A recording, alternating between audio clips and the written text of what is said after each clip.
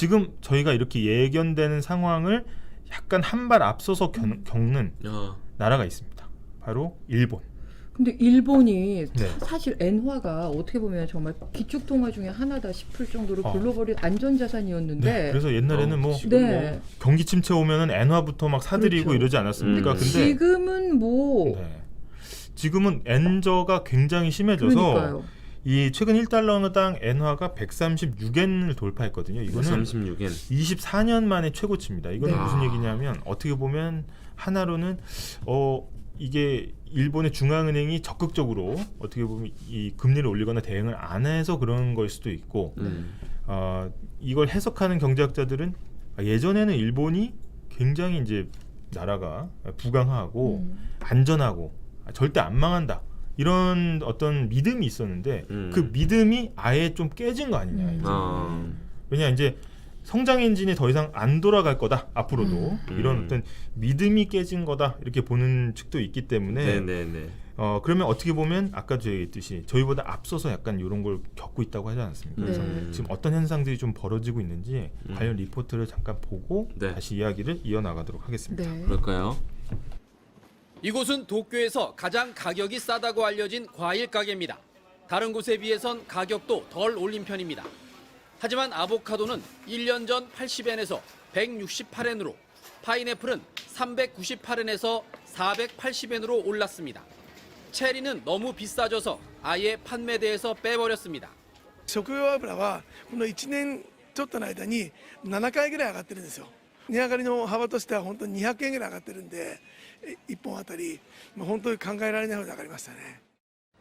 도쿄 인근 사이타마현의 젖소 농장에 갔습니다. 대두와 옥수수가 원료인 배합사료는 모두 수입해서 들어옵니다. 가격은 2년 전 톤당 2만 5천 엔에서 지금은 4만 1,000엔이 넘었습니다. 근처 몇몇 농가는 소 사육을 포기한 곳도 있다고 했습니다. 今現在でさえ過去十何年かで一番配合の飼料の値段が上がっているところに持ってきて円安の問題でもっともっと値上がりをすることが予想されておりますので大変心配しております。 젖소 사료값이 오르면 우유도 비싸집니다. 고기와 과일도 다 가격이 오르면서 학교 급식에도 비상이 걸렸습니다. 한 끼에 290엔으로 원가가 정해져 있는 초등학교 급식. 센다이시의 한 초등학교는 돼지고기보다 싼 닭고기로 메뉴를 바꿨고 생과일 대신 통조림 과일을 내놓고 있습니다. どうしても量が減らされてしまうと子どもたちの楽しみも減るような感じがしますので 서민들이 자주 찾는 120년 된 교토의 대중 목욕탕. 매일 가스로 물을 끓여왔는데 가스 요금이 1년 새 20%가 올랐습니다. 가스값을 감당 못해 이제 장작을 떼기로 했습니다. オイルショックの時でもドーンと急激に燃料が上がったのでそれと同じようなところですね今。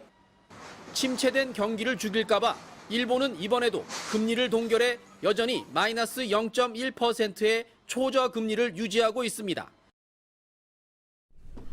아까 환율 1300 얘기했잖아요. 네. 그리고 이걸 보니까 국내 물가 걱정이 이만저만이 아닙니다. 그렇죠. 수입된 인플레이션 이게 곧 닥칠 텐데 대비를 단단히 좀 하셔야 될 것 같고 여기 지금 댓글에 보면은 워낙 또 이 많이 잘 아는 분들이 많아서 아베노믹스의 부작용이다 이런 말씀 해주시는 분들이 있는데 정확한 지적입니다. 그래서 아베 때 이제 세계 화살이라고 해서 무제한 양적 완화, 물가 올라갈 때까지 돈 풀겠다. 그래서 이제 일본 중앙은행이 무리수를 둔 적이 있었거든요. 그게 어떤 그 큰 부작용이 지금 나타나는 거 아니냐 이런 지적들도 많이 있습니다. 돈을 워낙 많이 풀었기 때문에. 예. 저게 우리한테도 저런 상황이 오지 않겠냐? 그렇죠. 이 불안감인 거잖아요. 아까 배합사료 네. 뭐 가격이 올랐다. 이것도 전부 이제 사료도 수입해서 쓰다 보면 수입 물가가 또 올라갈 수도 있는 거고요. 그래서 사실은 여기서 중요한 거는 하나 예를 들어봤을 때 수영장의 깊이가 1m다. 네. 그러면 위험수일까요, 아닐까요? 1m까지는 1m. 아니죠. 근데 만약에 어린아이가 수영장에 있을 경우에는 기준이 달라져 그렇죠. 버리면 1m도 그렇죠. 위험할 수 있는 거죠. 그래서 항상 뭐 펀더멘탈 중요하다 이렇게 얘기하는 것 자체가 이 물이 차오를 때 저희가 위기가 올 때 그만큼 기초 체력이 있느냐. 그다음에 얼만큼 버틸 수 있느냐.